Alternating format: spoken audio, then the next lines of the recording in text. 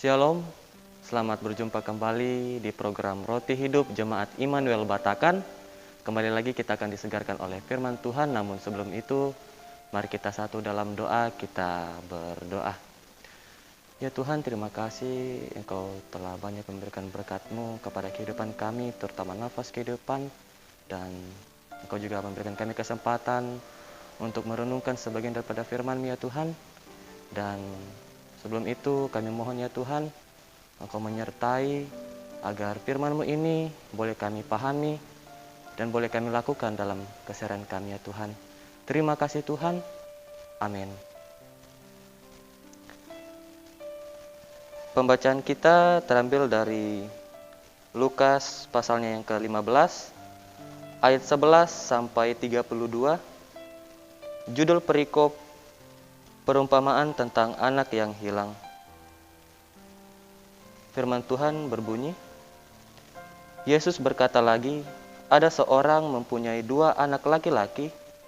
Kata yang bungsu kepada ayahnya, Bapa, berikanlah kepadaku bagian harta milik kita yang menjadi hakku.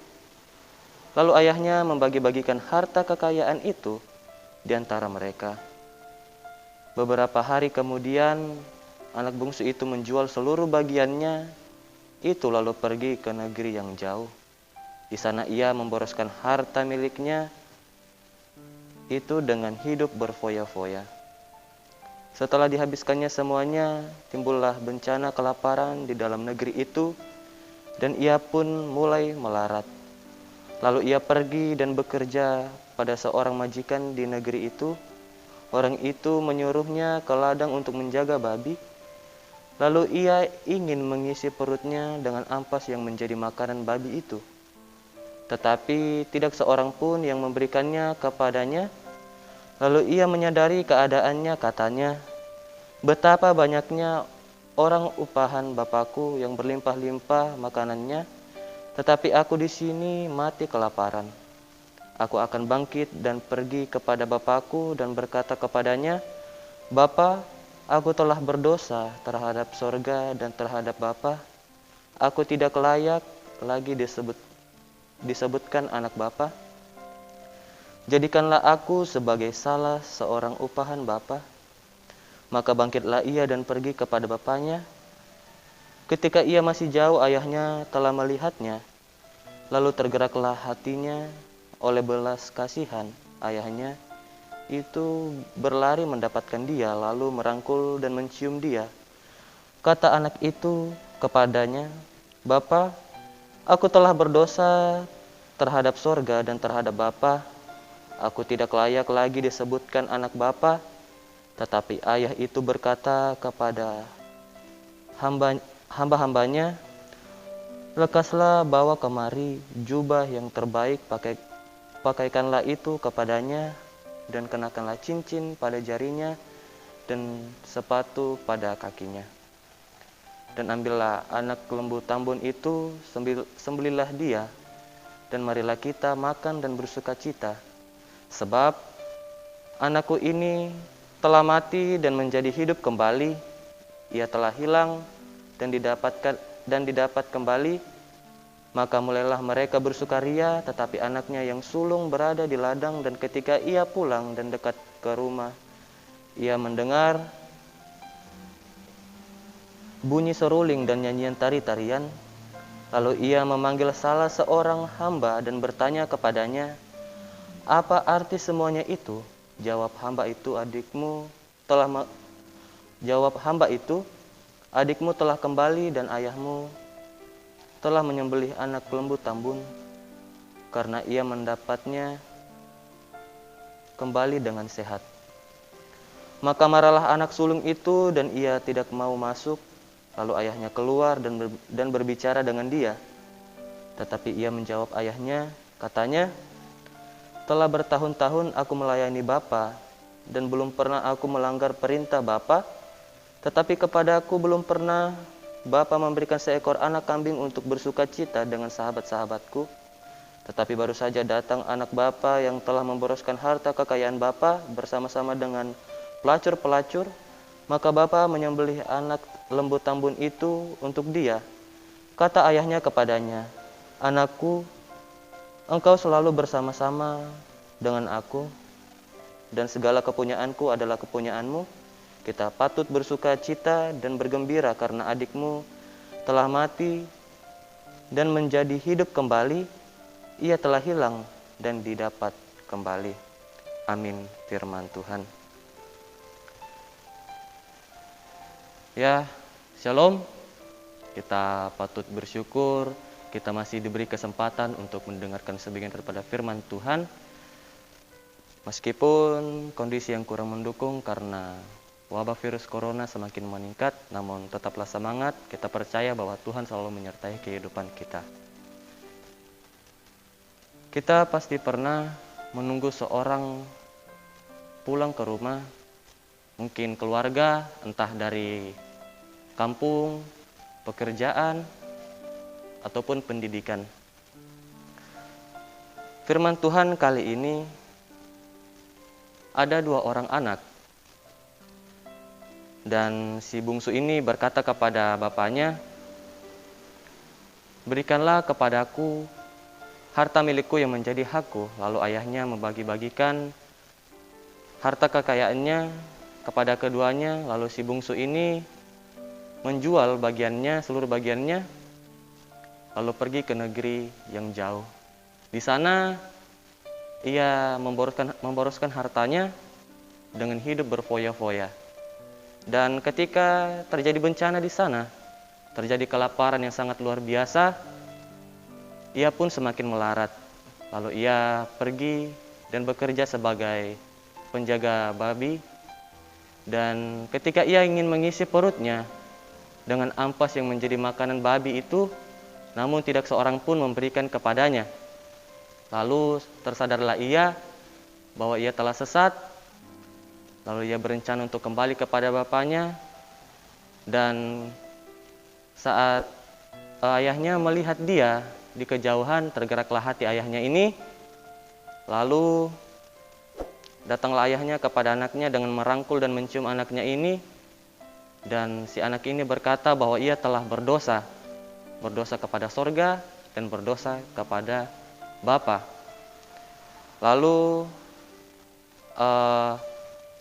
bapaknya ini menyuruh hamba-hambanya untuk mengambilkan jubah, cincin, dan sepatu untuk dikenakan kepada anaknya ini, dan mengambil seekor anak lembu tambun untuk disembelih, dimakan bersama dan bersuka cita bersama. Saudara-saudara, yang dimaksud dari perumpamaan ini, anak yang sesat ini digambarkan sebagai kita, manusia, dan bapaknya ini digambarkan sebagai Tuhan Yesus Kristus. Di dalam kehidupan kita cenderung menghabiskan waktu dengan hal-hal duniawi dibandingkan dengan hal sorgawi. Contohnya, lebih memilih menghadiri pesta dibandingkan menghadiri untuk beribadah. Atau kita sebagai anak muda atau anak remaja lebih cenderung bermain game dibandingkan bersekutu dengan Tuhan. Tanpa kita sadari, kita telah menduakan Tuhan dengan hal ini. Di sisi lain, kita ingin kehidupan kita penuh dengan sukacita, dengan realita kehidupan yang tidak sejalan dengan Tuhan. Kalau kita baca di kitab Matius 63 ayat 33 yang berbunyi, "Tetapi carilah dahulu kerajaan Allah dan kebenarannya, maka semuanya itu akan ditambahkan kepadamu." Nah, bagaimana semuanya ini akan ditambahkan kepada kita jikalau kita tidak mencari kerajaan Allah dan kebenarannya dan tetap hidup seturut atau menuruti hal-hal duniawi. Saudara-saudara, mulailah untuk hidup dengan benar di dalam Tuhan. Memang tidaklah mudah. Mengapa? Karena kita sering sekali membatasi diri kita sendiri, merasa tidak layak, penuh dengan dosa. Tetapi bukankah Tuhan datang ke dunia ini untuk bukan mencari orang yang benar, melainkan mencari orang yang berdosa supaya ia bertobat, seperti yang dikatakan oleh Lukas 5 ayat 32. Dan juga jelas dalam Lukas 15 ayat 7 yang berkata, "Aku berkata kepadamu, demikian juga akan ada sukacita di sorga karena satu orang berdosa yang bertobat, lebih daripada sukacita karena 99 orang benar yang tidak memerlukan pertobatan." Sukacita karena satu orang bertobat lebih besar daripada sukacita dari 99 orang yang tidak memerlukan pertobatan. Berhentilah untuk merasa tidak layak. Memang kehidupan kita penuh dengan dosa. Namun ketika kita mau menyerahkan hidup kita kepada Tuhan, semuanya akan menjadi lebih baik. Dalam perumpamaan pembacaan kita, seorang anak yang pulang kepada bapaknya karena telah sesat kehidupannya dan diterima dengan penuh sukacita oleh bapaknya. Itulah yang digambarkan Tuhan di dalam kehidupan kita. Tanpa kita sadari bahwa Tuhanlah yang lebih rindu bersekutu dengan kita. Tetapi kita sendiri yang mengeraskan hati kita dan tidak menyempatkan waktu untuk Tuhan, untuk kita bersama-sama bersekutu dengan Tuhan. Hiduplah sebagai anak-anak yang taat. Mulailah untuk bersekutu dengan Tuhan. Dan janganlah turuti hawa nafsu yang dapat menguasai kita pada waktu kebodohan. Tetapi hendaklah kita menjadi kudus di dalam seluruh hidup kita, sama seperti Dia yang kudus, yang telah memanggil kita, sebab ada tertulis, "Kuduslah kamu, sebab aku kudus." Tuhan dipermuliakan. Amin firman Tuhan. Untuk mengaminkan firman Tuhan yang kita renungkan hari ini, kita satu dalam doa, kita berdoa. Ya Tuhan, terima kasih kami telah mendengarkan firman-Mu hari ini. Semoga apa yang kami telah dengar, kami boleh pahami, boleh kami lakukan dalam kehidupan kami, dan boleh selalu kami ingat dalam kehidupan keseharian kami ya Tuhan.